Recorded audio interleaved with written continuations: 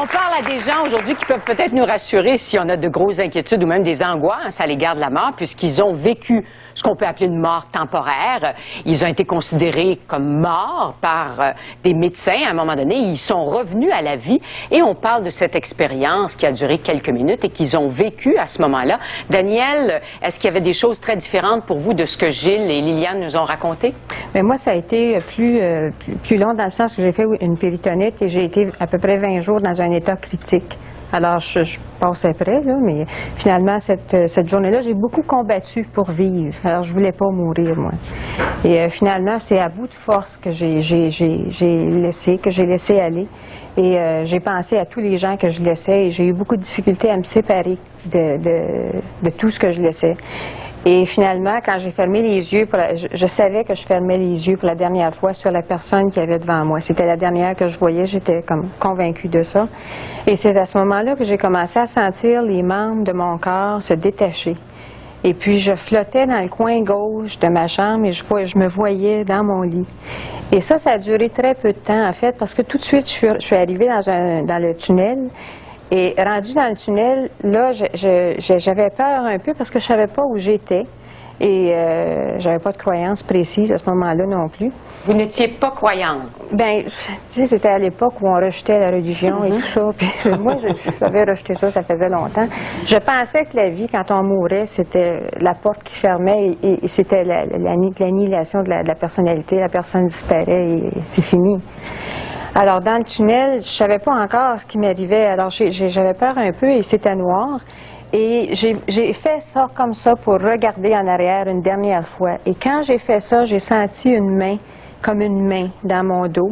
Et cette main-là était très chaude et c'était comme une main bienveillante qui me poussait, mais fermement, à continuer vers l'avant.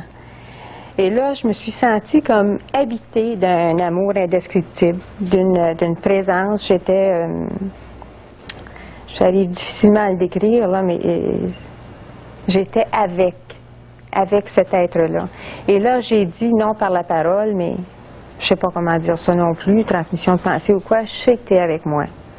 Et là, je me suis mise à avancer rapidement dans le tunnel et quand j'ai regardé devant moi, j'avais une porte entrouverte comme ça, il y avait un beau rayon de lumière blanche qui sortait de cette porte. Et là, j'étais attirée, mais très attirée, je voulais cette lumière-là. Et j'ai avancé rapidement et j'ai traversé la lumière. Et là, c'est comme si la lumière m'avait enveloppée de partout et c'était pas trop chaud, juste bien, c'était une bonne chaleur. Et ensuite, je suis tournée vers la gauche et là, je suis arrivée dans un magnifique jardin. Et il y avait des montagnes, il y avait des oiseaux et la nature était d'une couleur différente de celle qu'on connaît. Et il y avait un ruisseau, là. Et je suis allée me placer à côté du ruisseau. Et tout à coup, je me suis rendu compte que j'ai regardé mon corps qui était mon corps, mais qui n'était pas mon corps, qui avait été transformé. Et je me suis rendu compte que j'avais plus rien. Et là, j'étais comme en train de jouir de ça. J'étais très, très heureuse à ce moment-là parce que j'avais plus rien et j'étais moi. Je m'étais pas perdue. Je savais tout ce qui m'était arrivé et c'était moi encore. Et on n'a évidemment pas le goût de revenir d'un endroit comme ça. Non, non, c'était... moi, je peux dire que c'est le moment de ma vie où j'ai été le plus heureuse. Et qu'est-ce qui fait que vous êtes revenue? Je ne le sais pas. Alors, on va parler avec Janine Morin qui a vécu une expérience semblable à la vôtre, qui a vécu une mort temporaire aussi.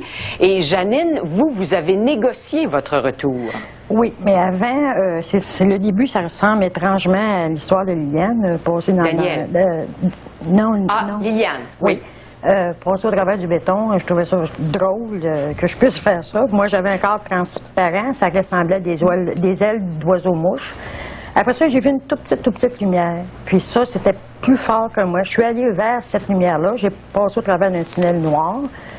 Puis après ça, je suis arrivée à la grande lumière. Puis je comprenais pas que je pouvais fixer autant de lumière. Parce qu'on sait que sur la Terre, on ne peut pas fixer le soleil. Après ça, c'est un beau paysage, moi aussi, que j'ai vu. Et puis, je me sentais en harmonie avec moi-même. J'étais bien heureuse.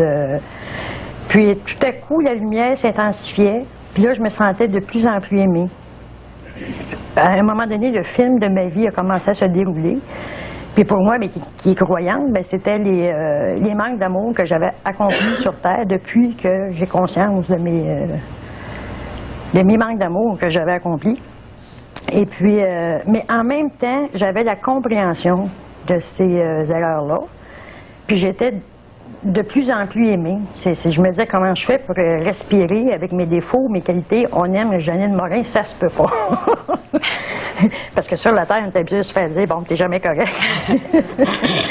Alors, le paradis, quoi. Alors, l'idée de l'enfant est revenue, puis c'est là que je me suis mise à négocier. Pour moi, c'est Dieu. J'ai demandé de retourner sur Terre pour prendre soin du bébé, parce que pour moi, un enfant, ça ne se donnait pas. Alors, lui est parti d'un grand éclat de rire, puis à ce moment-là, j'ai réintégré mon corps avec beaucoup de souffrance. J'avais l'impression qu'on me mettait dans un étau et puis qu'on serrait, là.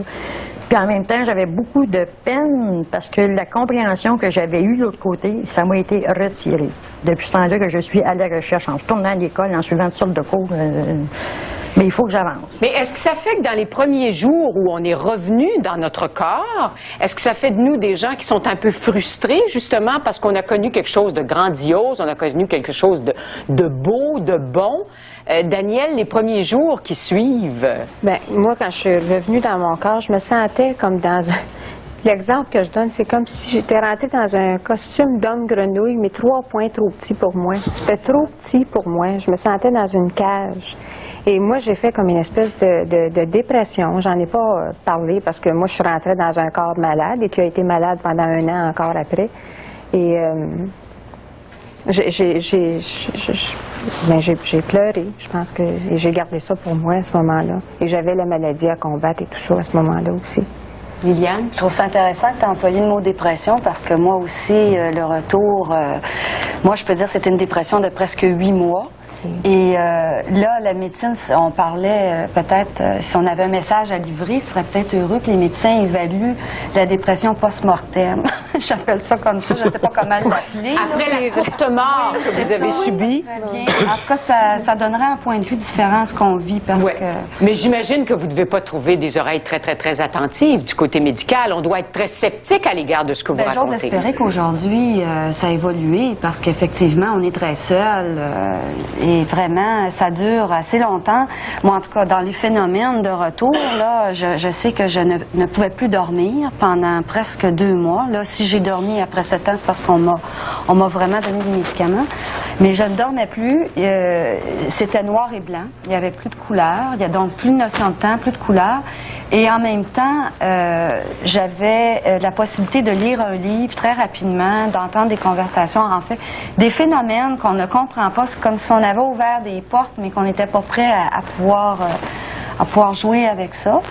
Et puis, une maigreur, je suis descendue à 85 livres. Je partais de 120 à 85 en l'espace de presque 2 semaines, là, c'est ça. Alors, et comme tu disais si bien, un corps trop petit, puis la douleur, parce que quand tu reviens dans la douleur de ton corps aussi.